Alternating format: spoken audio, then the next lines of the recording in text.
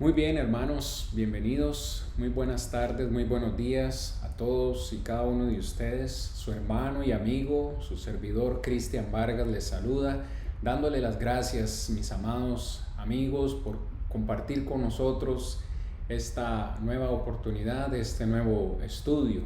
Gracias por acompañarnos todas estas noches, porque cada uno de ustedes es importante para nosotros, es importante para este ministerio.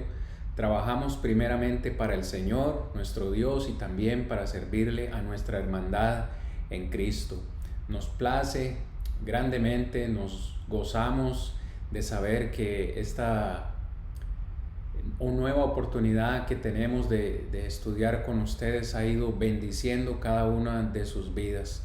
Hermanos y amigos, seguimos trabajando para que podamos estar juntos, todos concentrados en el estudio de la palabra del Señor. Gracias por acompañarnos, gracias por estar una semana más. Nos quedan, mis amados hermanos y amigos, 2 capítulos más, 2 eslabones más que quiero compartir con ustedes. En esta noche vamos a estar hablando acerca del eslabón de la unidad.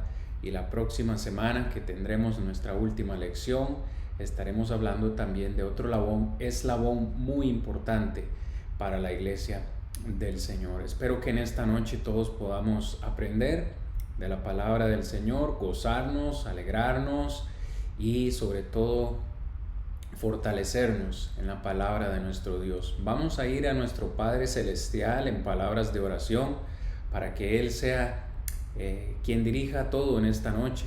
Acompáñenme, por favor, amados hermanos y amigos. Excelso y poderoso Dios, creador de los cielos, de la tierra, grande Señor sea su nombre por los siglos de los siglos. A usted en esta hora de la noche venimos delante de su presencia dándole las gracias por la vida. Gracias, oh Dios, por la salud. Gracias, oh Padre Celestial, por su palabra que nos anima y nos instruye cada día de nuestra vida. Gracias, Señor, por todas las bendiciones materiales y espirituales que hasta esta hora gozamos. Gracias por la familia física que usted nos ha dado. Gracias, Señor, por la familia espiritual que es la iglesia, porque debemos reconocer que también es una bendición que ha caído desde el cielo. Sobre todo, gracias por Cristo Jesús, porque gracias a Él y gracias a su sacrificio es que todos nosotros podemos tener vida eterna, vida abundante. Le suplicamos, Padre, en esta noche que usted nos acompañe y que podamos estar concentrados una vez más en el estudio de su palabra y que su palabra nos motive a vivir santamente, a vivir para Cristo y sobre todo a predicar a aquellos que aún no conocen su verdad. Padre, le rogamos todas estas cosas en el nombre que es sobre todo nombre de nuestro Señor y Salvador, Cristo Jesús. Amén. Muy bien, mis amados hermanos, como ya todos lo saben y también ya lo he anunciado, en esta noche vamos a estar estudiando este tema del eslabón de la unidad. Qué importante es la unidad, mis amados hermanos y amigos, dentro de la iglesia del Señor. En esta noche quiero compartir con ustedes varias cosas que me parecen importantes, cosas que necesitamos implementar, cosas que necesitamos comenzar a practicar como iglesia, como el cuerpo de Cristo. Pero el primer pensamiento, hermanos, que quiero compartir con ustedes es precisamente lo que el Salmo 133:1 nos dice. El salmista escribe: mirad cuán bueno y cuán delicioso es habitar los hermanos juntos en armonía. Note qué excelente, qué maravillosa descripción nos da el salmista. Qué bueno, qué delicioso, qué agradable, qué gratificante es cuando los hermanos habitamos juntos en armonía. En este texto podemos ver, hermanos, que para la iglesia del Señor es muy importante la comunión y es algo que Dios espera de nosotros, sus hijos, que tengamos comunión unos con otros.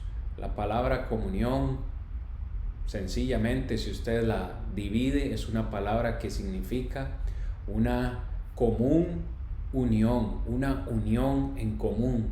Nosotros, hermanos y amigos, tenemos cosas que nos unen, tenemos cosas en común. Una de ellas es que tenemos el mismo Padre Celestial, tenemos el mismo Salvador, tenemos el mismo Espíritu del Padre Celestial, tenemos la misma palabra que el Señor nos ha regalado, y Dios espera de nosotros, sus hijos, que vivamos en comunión, en una armonía perfecta, en una unidad. Ese es el mensaje que quiero transmitir, mis amados hermanos, en esta noche. La iglesia necesita vivir en unidad, la iglesia necesita vivir en armonía, no en pleitos, no en divisiones, no en iras o contiendas. La iglesia necesita estar unida. Me dirijo a aquellos que son padres, y cómo nos gozamos nosotros los padres al ver que nuestros hijos o nuestras hijas viven en completa comunión. Si hay algo que entristece a un padre, es ver a sus hijos o a sus hijas peleando entre ellos. Y desde que están pequeños los instruimos a que, si tienen diferencias, puedan arreglarlas, que se compartan los juguetes, que se compartan la ropa, que compartan la comida. Y cuando los vemos teniendo diferencias entre ellos, los invitamos y les instruimos a que arreglen sus diferencias. Nosotros tenemos el mismo Padre Celestial, y estoy completamente seguro, mis amados hermanos, que Dios desde el cielo espera que nosotros, sus hijos, estemos en completa unidad, en comunión. Si hay algo, mis amados hermanos, que nosotros aprendemos de la iglesia del primer siglo, es que ellos gozaban el pasar tiempo juntos. Y es hermoso, hermanos, no hay nada mejor que compartir con los hermanos en Cristo, con los hermanos de la iglesia, nuestra familia espiritual. Como les acabo de mencionar, mis amados hermanos, para los hermanos del primer siglo, esa iglesia de Cristo, esa iglesia verdadera, esa iglesia que nació en el Pentecostés, era una iglesia que se amaba en gran manera. Era una iglesia que amaba compartir con sus demás miembros del cuerpo de Cristo. Esas 3,000 almas que se bautizaron en Pentecostés no se fueron cada una para su casa y no se volvieron a ver nunca más. Yo siempre me he preguntado, ¿cómo hicieron estos hermanos del primer siglo? Para ellos, hermanos, no era importante tanto el lugar, no era tan importante dónde vamos a estar o qué vamos nosotros a comer, qué vamos a hacer. Cuando usted analiza, mis amados hermanos, la lectura de Hechos capítulo 2, luego del versículo 41, donde dice que se bautizaron estos 3,000, dice que estos 3,000 perseveraban en la doctrina de los apóstoles, en el partimiento del pan y en las oraciones, y muchas señales eran hechas por los apóstoles, y sobrevino gran temor sobre la gente de aquel tiempo. Pero si hay algo que me gusta, hermanos, si hay algo que me fascina de esa lectura, y es algo que quiero compartir con ustedes en Hechos capítulo 2, es que esa iglesia tenía prioridades. Esa iglesia del primer siglo tenía como prioridad su reunión con Dios. En el versículo 44 dice: todos los que habían creído estaban juntos. Y subrayen su Biblia, por favor, hermanos, si a usted le gusta subrayar. Y tenían en común todas las cosas. Esta iglesia no tenía, al parecer, diferencias. Y si las tenían, encontraron la forma de resolverlas, encontraron la forma de que esas diferencias no los separara, no los desuniera. De hecho, era tanta la comunión, la unidad que tenía esta iglesia del primer siglo, que en el versículo 45 nos dice que vendían sus propiedades y vendían sus bienes y los repartían a todos según la necesidad de cada uno. Qué lindo ha de ser, hermanos, qué lindo ha de ser estar en una congregación como la iglesia que nació en Jerusalén el día de Pentecostés. Ahí nadie decía, esto es mío, no, esto es de quien lo necesite. Tal es así que vendían sus propiedades, ellos tenían tanto amor, tanta unidad, tenían en común todas las cosas, que ellos vendían sus propiedades para que aquellos menormente favorecidos pudieran tener una vida mejor. Traían ese dinero, lo ponían a los pies de los apóstoles para que los apóstoles lo administraran. Pero esto es lo siguiente que quiero compartir con ustedes, hermanos. Esta iglesia tenía una cita diaria con Dios, con el Creador. Verso 46, y perseverando, unánimes. Nuevamente, hermano y amigo, subraya en su Biblia esa palabra. Unánimes, como un solo, como una sola unidad, cada día. Esto no era algo del domingo, esto no era algo de miércoles. Cada día esta iglesia tenía una cita con Dios, con el Creador. Cada día en el templo, esta iglesia se reunía, pero también tenían una cita diaria con sus hermanos en Cristo. Era una comunión diaria, cada día en el templo. Y partiendo el pan en las casas, comían juntos con alegría y sencillez de corazón. Hermanos, le garantizo que para esa iglesia no era importante lo que se iban a comer. Para esa iglesia no era importante en cuál casa se iban a reunir. Porque la primera problemática que yo encontraría es a dónde reúne usted 3,000 personas en una sola casa. ¿Cómo alimenta usted 3,000 personas en una noche, en un día, para recibir a sus hermanos en Cristo? Es obvio que ellos tenían seguramente una logística. La primera idea que me viene a la mente es que se dividían en grupos y se iban rotando. Y cada uno de sus miembros de la iglesia se iban visitando, hermanos. ¿Cuán importante es la visitación entre los hermanos en Cristo? Algo que ahora, por obvias razones, no se puede hacer, pero cuando hemos tenido la oportunidad, hermano, ¿con qué regularidad nos visitamos unos a otros? Tenemos esta comunión unos con otros. Tiempo para pasar juntos, para compartir nuestras necesidades, nuestras angustias, para orar unos por otros, para tratar nuestros problemas, para ayudarnos. La iglesia del primer siglo era unida. La iglesia del primer siglo se amaba. ¿Y cómo no iba a crecer una iglesia así? ¿Cómo Dios no iba a bendecir a una iglesia con este sentimiento? El versículo 47 dice, alabando a Dios y teniendo favor con todo el pueblo, y el Señor, Dios, añadía, subraya mi amado hermano y amigo, cada día a la iglesia los que habían de ser salvos. La iglesia del primer siglo crecía diariamente. Si usted ve y usted hace matemática sencilla, si al menos una persona se añadía a la iglesia en ese tiempo por día, la iglesia del primer siglo crecía en razón de 365 miembros por año.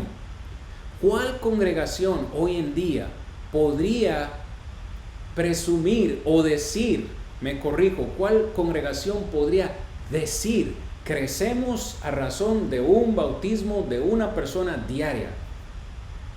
Difícilmente, no digo que sea imposible, pero ¿por qué sucedía esto? ¿Por qué Dios añadía a la iglesia cada día los que habían de ser salvos? Por esa común unión, por esa unidad, por ese amor, por esa entrega que yo veo, mis amados hermanos, en la iglesia del primer siglo. Y es un reto Para la iglesia del siglo XXI, para la iglesia de hoy, es un reto, hermanos, tan siquiera poder reunirnos un día a la semana. Es un reto realmente poder congregar a toda la iglesia el día miércoles o incluso el día domingo. Pero esta iglesia del primer siglo nos da un gran ejemplo, y ese ejemplo es que ellos todos los días se reunían, primero con Dios y después en las casas para comer juntos, con alegría y sencillez de corazón. Es lindo, hermanos, cuando la iglesia se reúne y los hermanos no se quieren ir para sus casas. Hablo por experiencia propia. Es lindo cuando hay actividades en el edificio, cuando hacemos algún almuerzo, algún ágape, alguna comunión, y comenzamos a platicar, comenzamos a bromear, comenzamos a orar o simplemente a compartir tiempo juntos, y se nos va el tiempo. Se nos va el tiempo y se nos hace tarde y queremos seguir platicando. Es hermoso cuando los hermanos no se quieren ir para sus casas porque quieren seguir compartiendo con sus hermanos en Cristo. Yo espero que en sus congregaciones, hermanos, amigos, se practique esto que les estoy platicando, que se tenga esta práctica de poder compartir con los hermanos cada día. Nosotros podemos encontrar, hermanos y amigos, en la Escritura que la iglesia es un cuerpo. Ese es el concepto que encontramos en las páginas del Nuevo Testamento. Por ejemplo, en Efesios, quiero me acompañen a Efesios capítulo 4, versículos 1 al 3. El apóstol Pablo escribe a los Efesios y les habla acerca del concepto de unidad. Dice: yo pues, preso en el Señor, os ruego que andéis como es digno de la vocación con que fuisteis llamados, con toda humildad y mansedumbre, soportándoos con paciencia los unos a los otros en amor. Verso 3: solícitos en guardar la unidad del Espíritu en el vínculo de la paz. Si usted continúa leyendo, hermanos, Pablo habla acerca de un cuerpo, un espíritu, y hace una lista el apóstol Pablo, y en toda esa lista menciona una sola cosa: un bautismo, una misma esperanza, y el punto central de Pablo en esta sección es la unidad que tenemos en el cuerpo de Cristo. Pero antes de entrar en detalle en un par de cositas que quiero compartir con ustedes en este texto, hermano, quiero decirle que para Dios es importante la unidad. Lo mencioné hace un momento, pero es tan importante que Cristo Jesús, nuestro Salvador, oró por esa unidad. Quiero que lo vayamos a ver, mis amados hermanos, en Juan capítulo 17. Antes de ser apresado, antes de ir a la cruz a morir por nosotros, encontramos al Señor Jesús orando en este caso por sus discípulos, en el capítulo 17 de Juan. En el versículo 20 y 21, nuestro Señor Jesucristo en oración dice: mas no ruego solamente por estos, sus discípulos, sus apóstoles. Dice al Padre: no ruego solo por ellos, sino también por los que han de creer en mí, por la palabra de ellos. Hermanos, Jesús está orando por sus apóstoles, pero también está orando por todos aquellos que iban a creer en Él por la predicación de los apóstoles. En este grupo estamos incluidos usted, que está escuchando, este servidor, y todos aquellos que obedezcan el Evangelio. ¿Por qué ora Jesús? ¿Cuál es la razón de su oración? Versículo 21. Para que todos sean uno.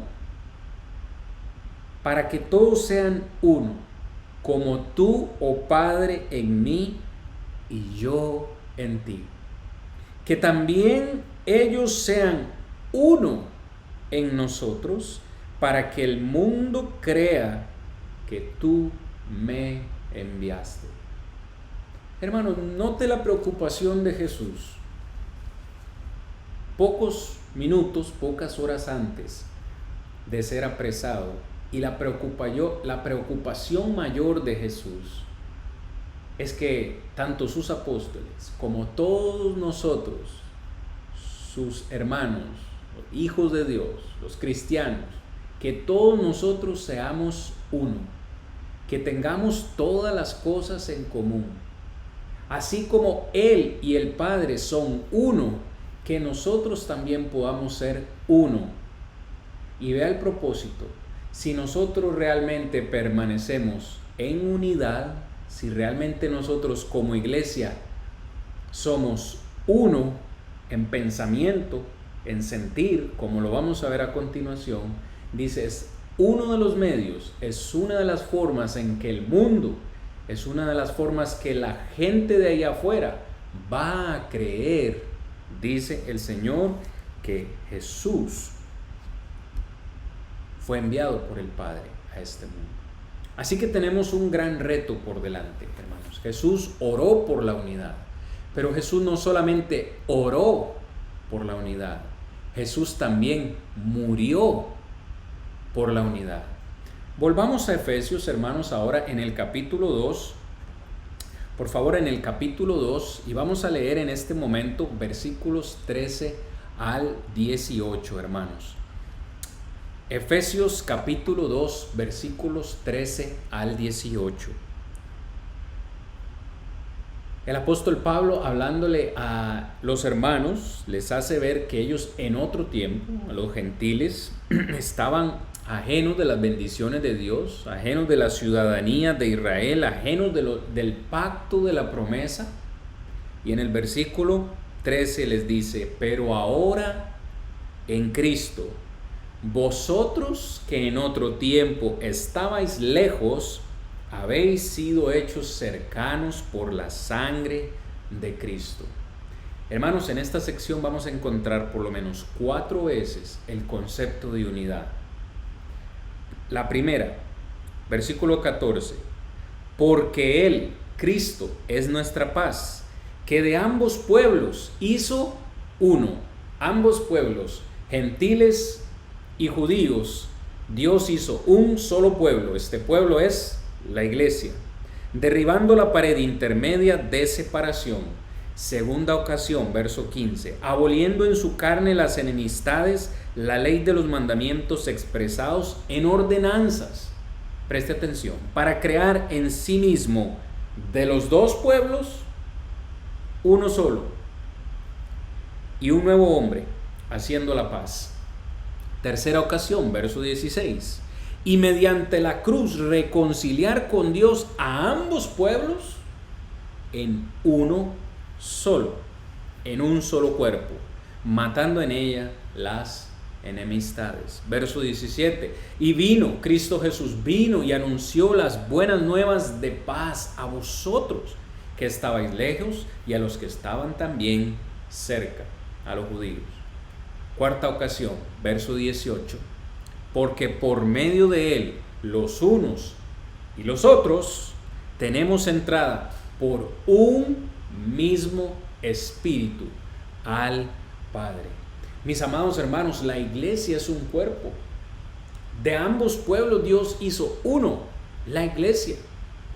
Y en esta porción que hemos leído, podemos darnos cuenta que esta unidad fue posible, o Dios la consiguió por medio del sacrificio de Cristo Jesús en la cruz. Por medio de la sangre de Jesús es que nosotros ahora hemos sido reconciliados en un solo cuerpo.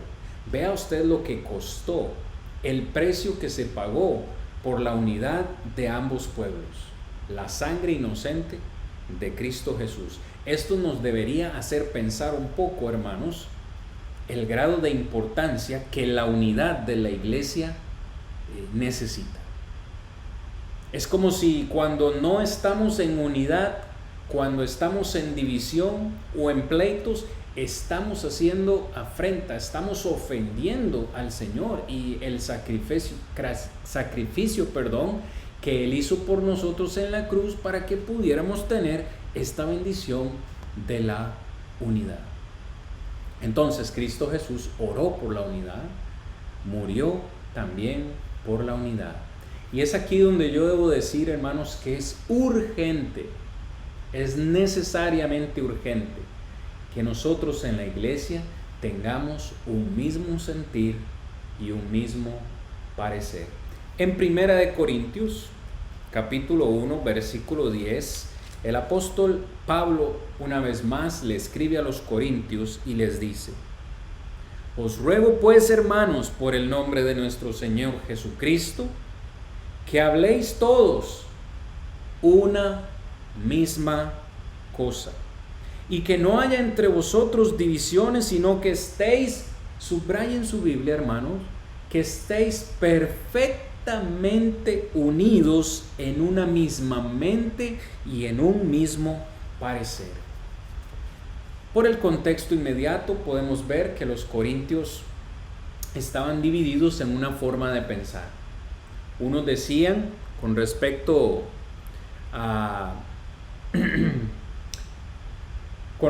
al bautismo, ellos decían, bueno, yo soy de Pablo, yo soy de Cefas, yo soy de Apolo.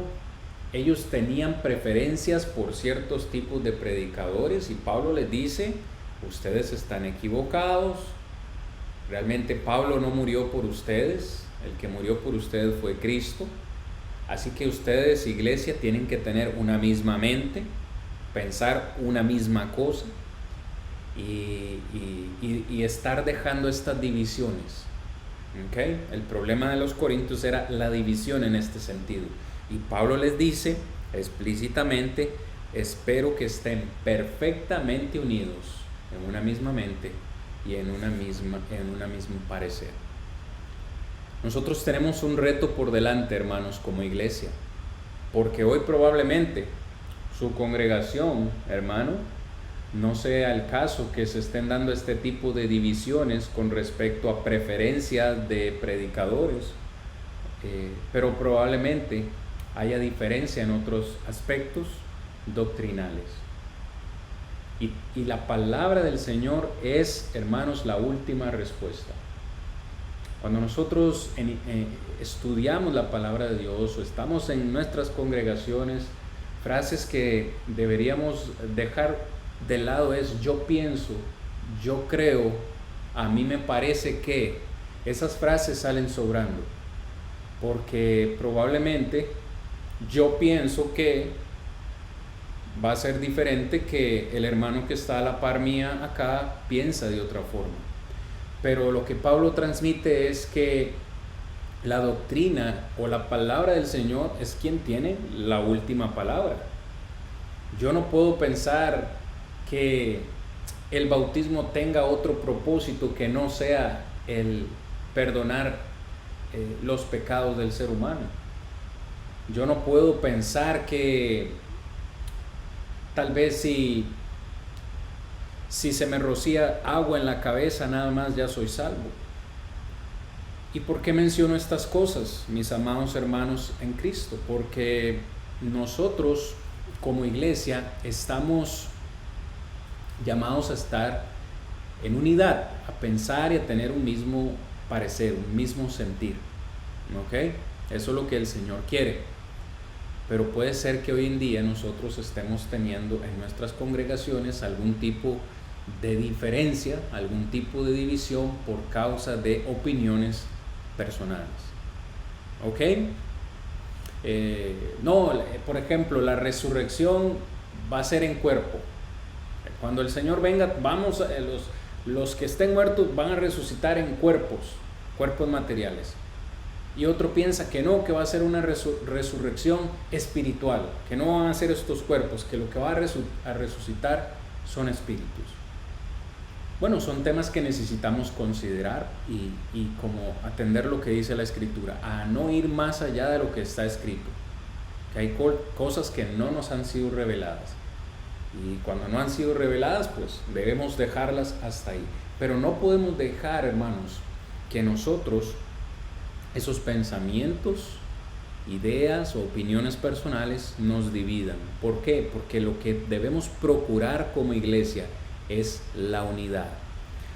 En Efesios capítulo 2, hermanos, versículo 2, encontramos otro concepto de unidad que quiero compartir con ustedes, si el tiempo lo va permitiendo. Filipenses,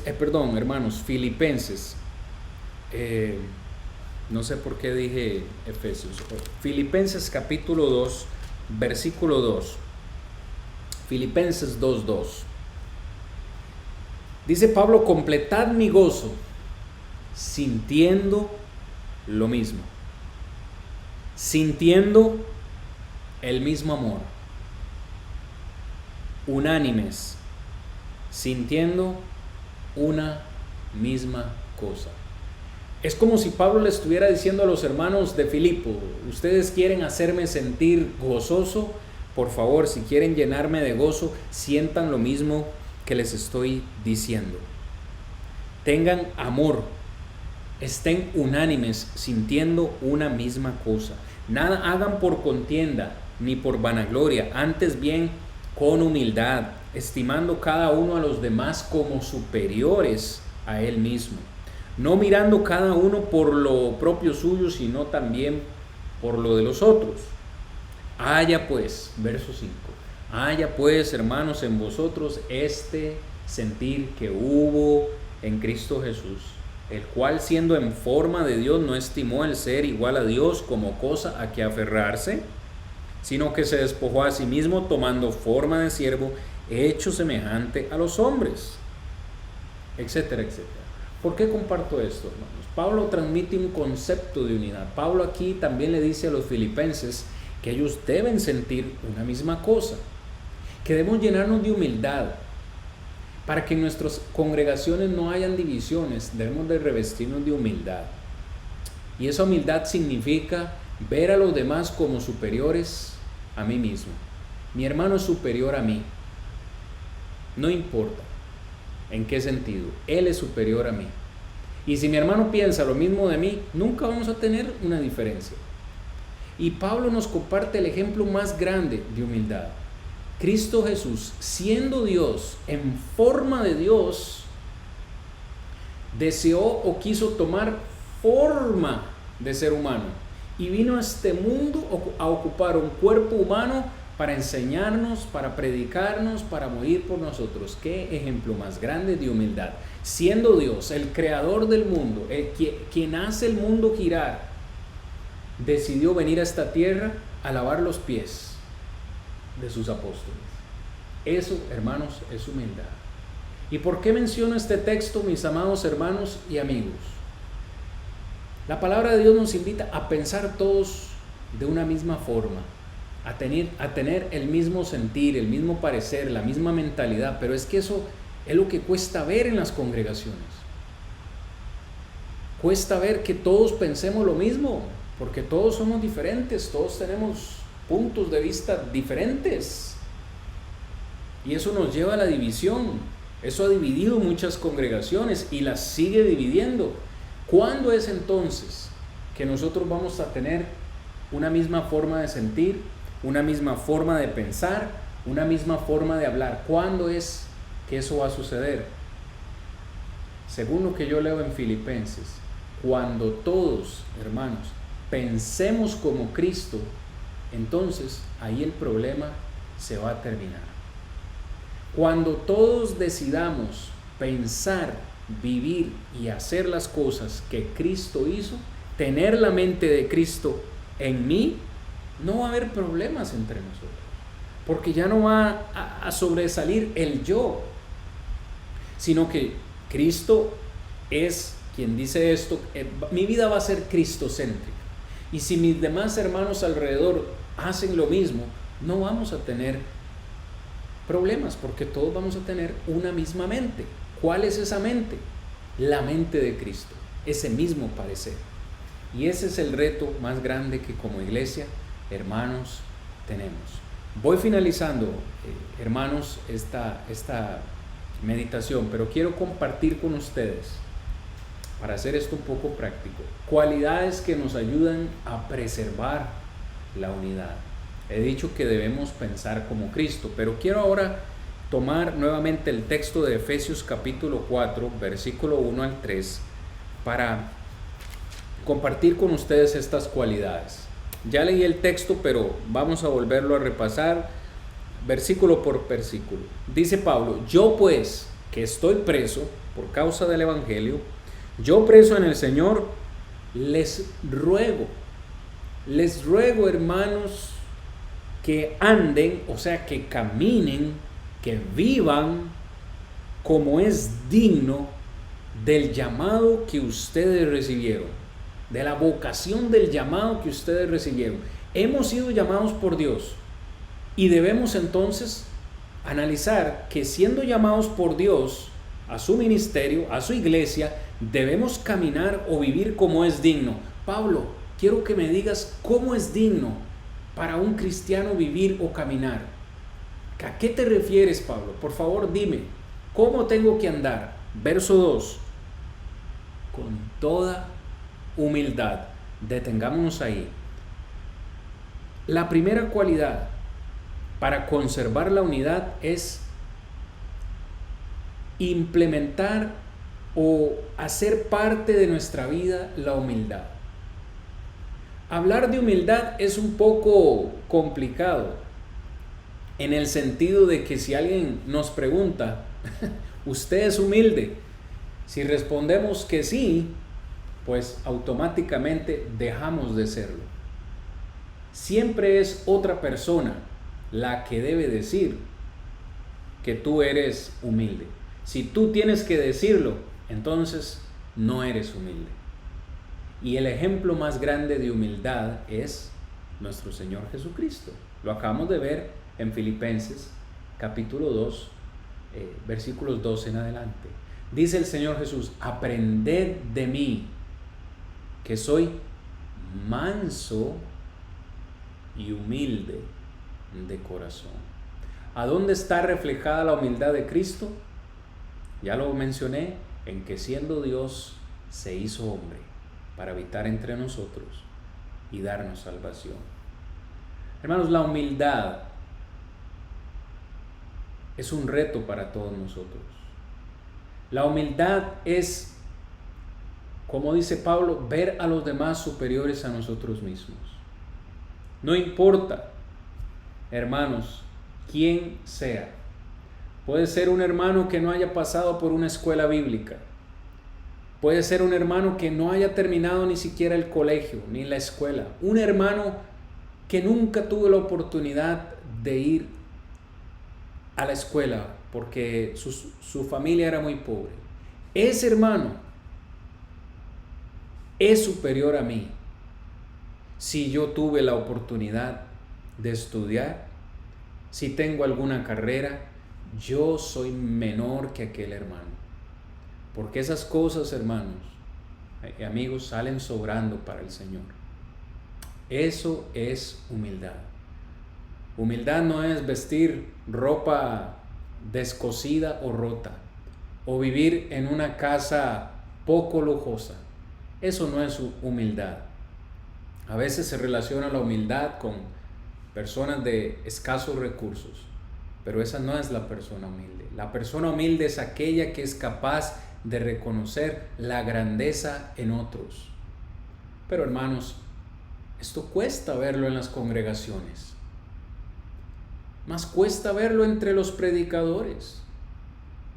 Predicadores que siguen teniendo diferencias entre ellos. Siguen peleando para ver quién es más que el otro. Quién alcanza más que el otro. Quién bautiza más que el otro. Quién pasó por una escuela bíblica y quién no.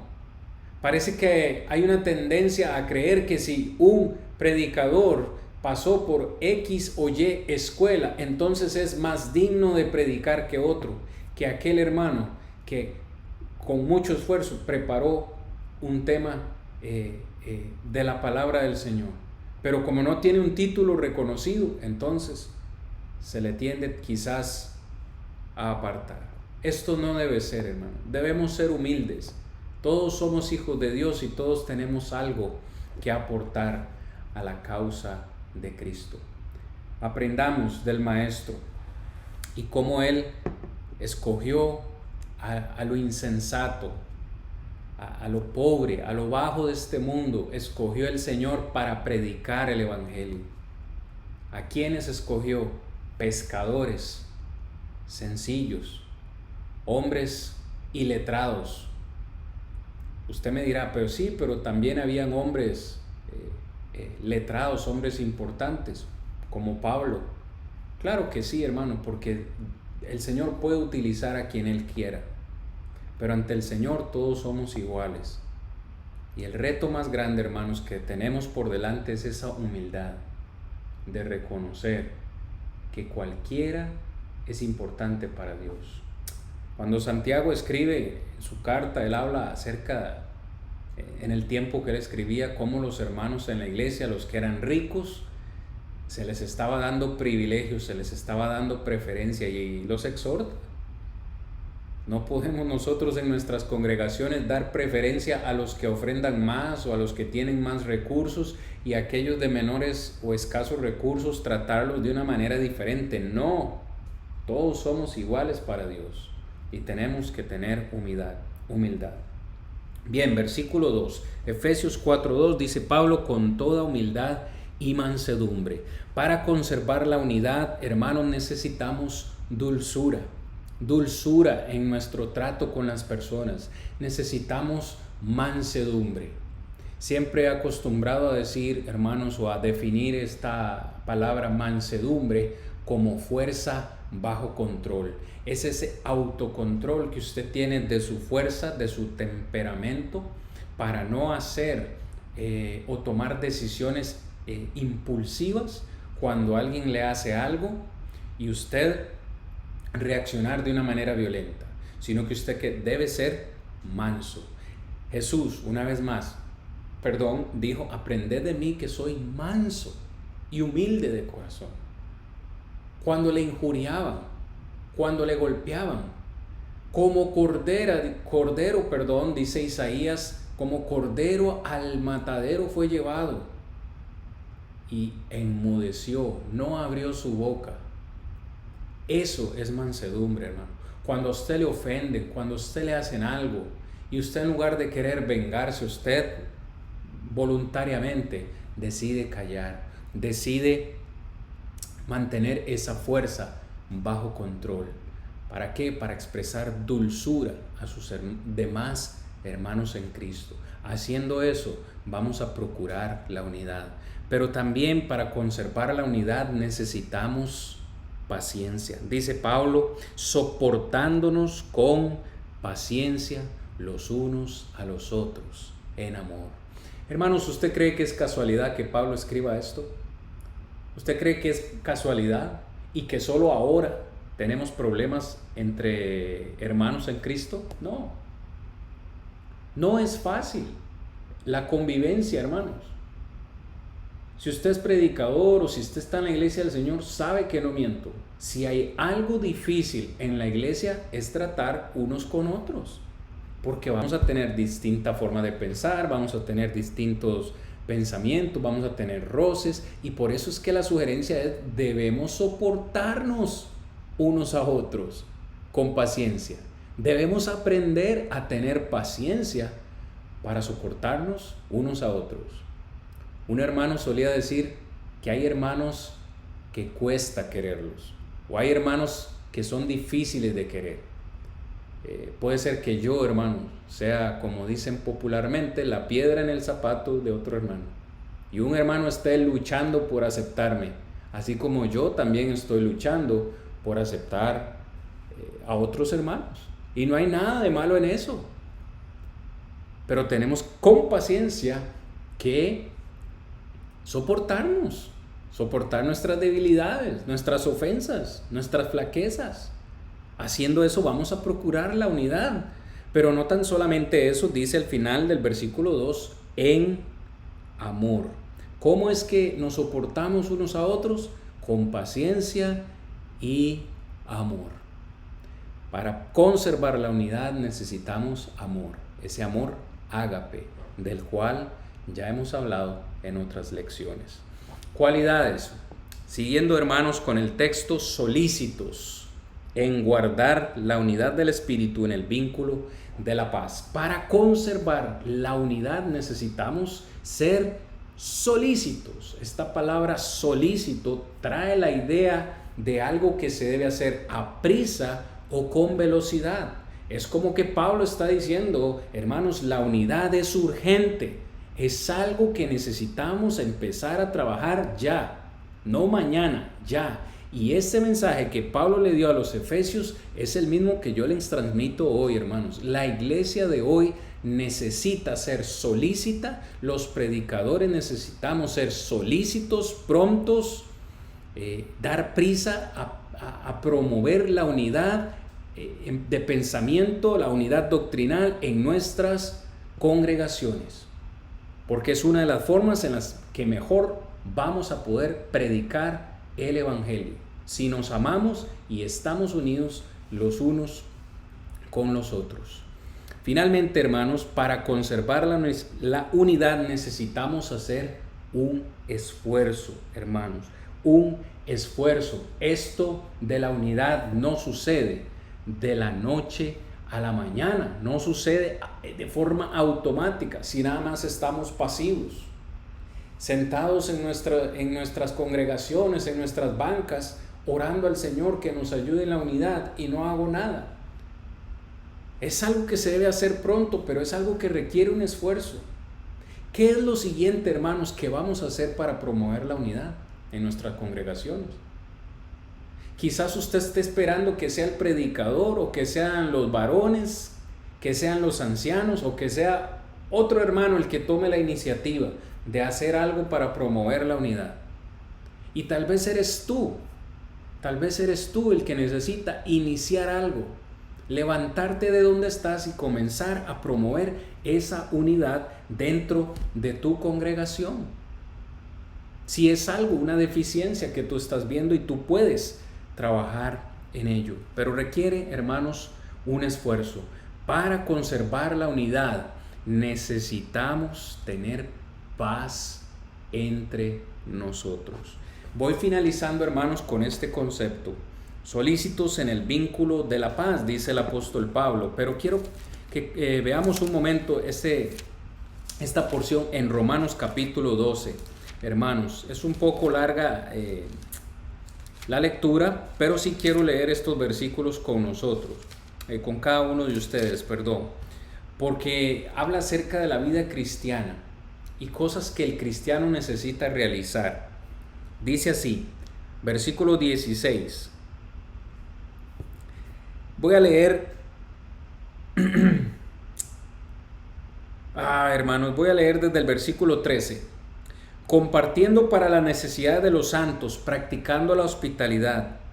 Bendecid a los que os persiguen, bendecid y no maldigáis. Gozaos con los que se gozan, llorad con los que lloran. Subraye, verso 16, unánimes entre vosotros, no altivos. Una vez más, asociándoos con los humildes. No seáis sabios en vuestra propia opinión. No paguéis, dice, a nadie mal por mal. Procurad lo bueno delante de todos los hombres. Verso 18, si es posible, en cuanto dependa de vosotros, estad en paz con todos los hombres. Y no os venguéis vosotros mismos, amados, sino dejad lugar a la ira de Dios, porque escrito está, mía es la venganza, yo pagaré, dice el Señor. Así que si tu enemigo tuviere hambre, dale de comer. Si tuviere sed, dale de beber, pues haciendo esto, ascuas de fuego amontonará sobre su cabeza. No seáis vencido de lo malo, sino vence con el bien el mal. Hermanos, Pablo habla acerca de los deberes cristianos y prácticas que necesitamos incluir en la vida diaria. Una de ellas es estar o tratar de estar en paz con todos los hombres. Eso incluye a los miembros de la iglesia y a las personas que están fuera. Incluye a los miembros de nuestra familia, incluye a los miembros o a los compañeros de trabajo. Si depende de nosotros, debemos estar en paz con todos los hombres y mayormente, mis amados hermanos, en la iglesia del Señor. ¿Cómo es posible que en la iglesia del Señor alguien no le hable a otro? O que estemos divididos por alguna opinión personal y eso no nos deje vivir en paz, no nos deje vivir en comunión o en armonía. Esto no puede ser, hermanos. Necesitamos seguir promoviendo la unidad de la iglesia. Porque cuando nosotros tenemos comunión, tenemos unidad en la iglesia los unos con los otros, botamos las cadenas de las tradiciones familiares. Mis amados hermanos, el tiempo siempre es nuestro mayor enemigo, por lo menos para mí, al tratar estos temas, porque me gusta profundizar mucho en ellos. Pero básicamente, hermanos, esta ha sido mi lección en esta noche para con ustedes. Yo ruego al Padre Celestial, así como el Señor Jesús, que en nuestras congregaciones podamos promover la unidad, que nosotros como predicadores, primero nosotros nos unamos, porque las congregaciones van a ver esto, que como predicadores nos unamos y que tratemos de implementar esta unidad en la iglesia del Señor, hermanos, porque sé que es algo que el Padre espera, es algo que Él quiere, y si fortalecemos este eslabón, hermanos y amigos, esté preparado porque grandes cosas van a venir. Cuando la iglesia se fortalezca de esta forma en unidad, hermanos, no va a haber quien detenga el crecimiento de la iglesia. Si hasta ahora no hemos crecido, usted probablemente debe estarse averiguando cuál es la razón ya, o una de las razones. Tenemos un gran reto por delante, hermanos. Gracias por acompañarme en esta noche. Quisiera dejarles siempre el reto de la semana. Piense cómo promover, hermano, la unidad en su congregación. Puede ser que usted sea el que va a tomar la iniciativa y el que va a hacer grandes cosas para el Señor en su iglesia. Oremos todos juntos para que el Padre nos siga bendiciendo. Hermanos, Cristian Vargas, su hermano y amigo, les da las gracias por acompañarme. Les invita, hermanos, la próxima semana para finalizar ya esta serie de una iglesia sin eslabones débiles. Hermanos, bendiciones para sus congregaciones y amigos, les amo en Cristo Jesús. Que Dios me los bendiga grandemente.